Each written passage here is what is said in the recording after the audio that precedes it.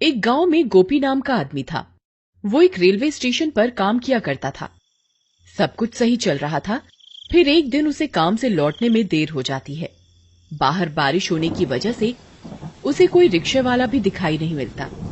अरे ये क्या, आज तो कोई रिक्शा वाला भी नहीं है। अब क्या करूं? हाँ, एक काम करता हूँ, पटरी के किनारे किनारे चलता हूँ। फिर गोपी छाता लेकर पटरी पर चलने लगता है। वहाँ उसके अलावा कोई भी नहीं होता। वहाँ बहुत अंधेरा होता है।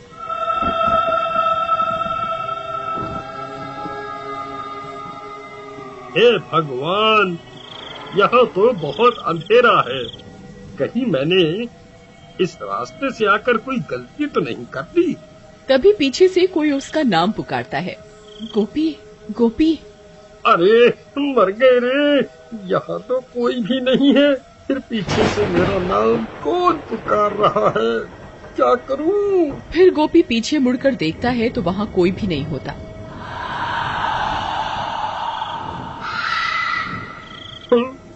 अरे यहाँ तो कोई भी नहीं है।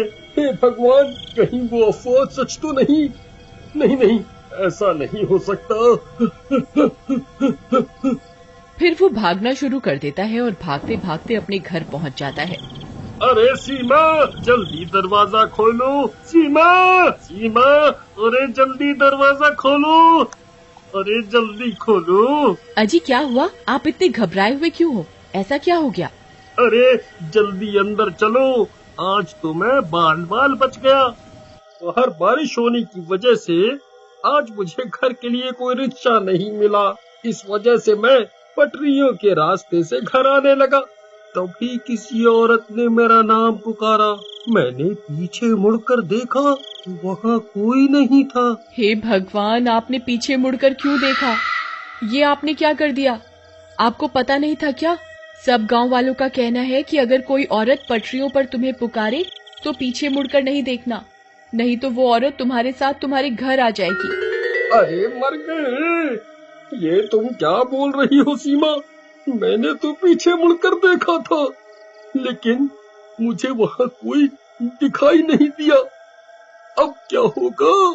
क्या वो चुड़ैल मेरे पीछे पीछे घर तक आ जाएगी?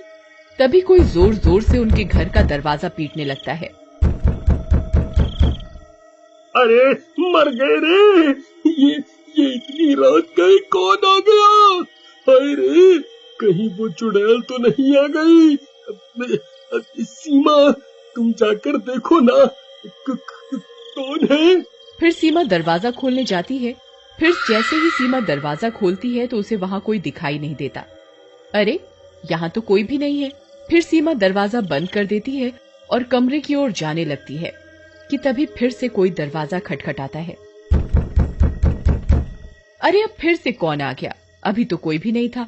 सीमा फिर से दरवाजा खोलती है लेकिन बाहर कोई भी नहीं होता।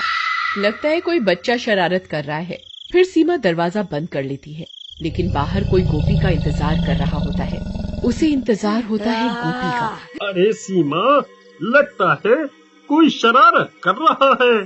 तभी फिर से दरवाजे पर दस्तक होती है। सीमा, इस बार मैं जाता हूँ, तुम यहीं रुको। अभी इन बच्चों को सबक सिखाता हूँ। फिर गोपी दरवाजा खोलने जाता है और जैसे ही दरवाजा खोलता है उसकी आंखें फटी की फटी रह जाती हैं। तभी गोपी की चीखने की आवाज आती है। अजी, अजी क्या हुआ? आप ठीक तो है ना? फिर सीमा भागते हुए दरवाजे पर जाती है, लेकिन गोपी का कोई नामो निशान नहीं होता। हे भगवान, ये कहाँ चले गए? तभी एक गांव वाला सीमा के घर के पास भागता हुआ आता है। अरे सीमा बहन, अनर्थ हो गया। तुम्हारे घर एक औरत सफेद साड़ी में आई और गोपी भाई को घसीटते हुए अपने साथ पटरियों की तरफ ले गई। लेकिन ये कैसे हो सकता है?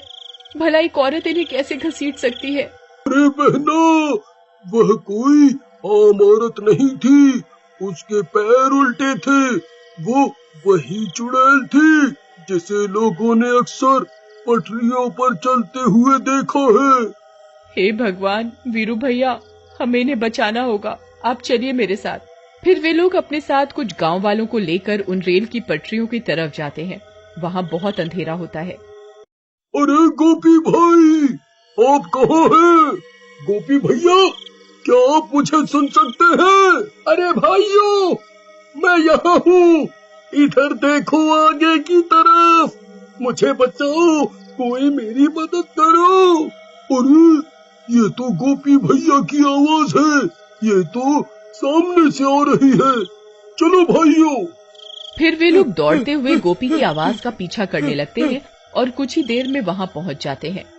वहाँ पहुँचकर उनकी आंखें फटी की फटी रह जाती हैं।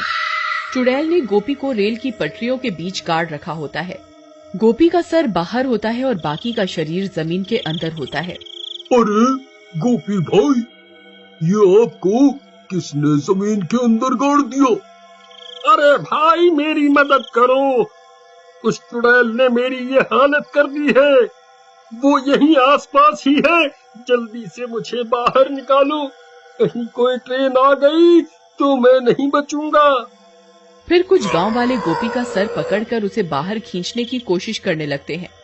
आई मम्मी, आई, अरे नास मिटो, ये क्या कर रहे हो? मेरी गर्दन धड़ से अलग करना चाहते हो क्या?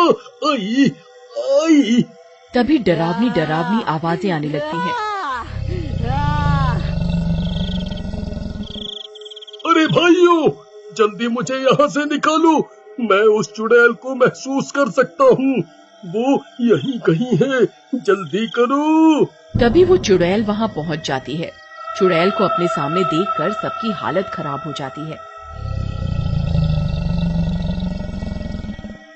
अरे मर गए रे, ये तो वही पटरियों पर घूमने वाली चुड़ैल है, अब क्या करें? भाइयों, मैं तो कहता हूँ जल्दी से यहाँ से निकल लेते हैं, नहीं तो ये किसी को जिंदा नहीं छोड़ेगी। अरे कमबख्त, मुझे यहाँ अकेला छोड़कर जाने की बात कर रहा है, मेरा क्या होगा? नहीं नहीं, मैं इन्हें अकेला छोड़कर कहीं नहीं जाऊंगी। तभी उन्हें ट्रेन की सायरन की आवाज आती है। आई मम्मी, ये तो ट्रेन की आवाज है भाई, अरे मर गया रे, अब मैं नहीं बचूंगा। अरे अरे गाँव वालों, जल्दी मुझे यहाँ से निकालो। फिर जैसे ही गांव वाले गोपी को फिर से निकालने की कोशिश करते हैं, चुड़ैल गुर्राने लगती है। अरे भागो रे, ये चुड़ैल अब हमें नहीं छोड़ेगी, भागो। फिर वे सब गांव वाले पटरी से दूर भाग जाते हैं। ट्रेन की आवाज भी अब तेज हो जाती है। सीमा दूर से आती हुई ट्रेन को देख लेती है। अब तुझे कोई नहीं बचा सकता, मैं तुझे मारकर तेरी आत्मा पर कब्जा करके और ताकतवर बन जाऊंगी। अब कोई फायदा नहीं है सीमा, ट्रेन बहुत नजदीक आ गई है, अब मैं नहीं बचूंगा, तुम यहाँ से चली जाओ, चली जाओ। नहीं नहीं जी, मैं आपको छोड़कर कहीं नहीं जाऊंगी, अगर मरना ही है तो साथ में मरेंगे। फिर इतना बोलकर सीमा गोपी के आगे लेट जाती है। नहीं सीमा, ये तुम क्या कर रही हो? देखो देखो, ट्रेन आ रही है, तुम यहाँ से हट जाओ। ए बेवकूफ औरत, ये तो क्या कर रही है? क्यों अपनी जान देना चाहती है?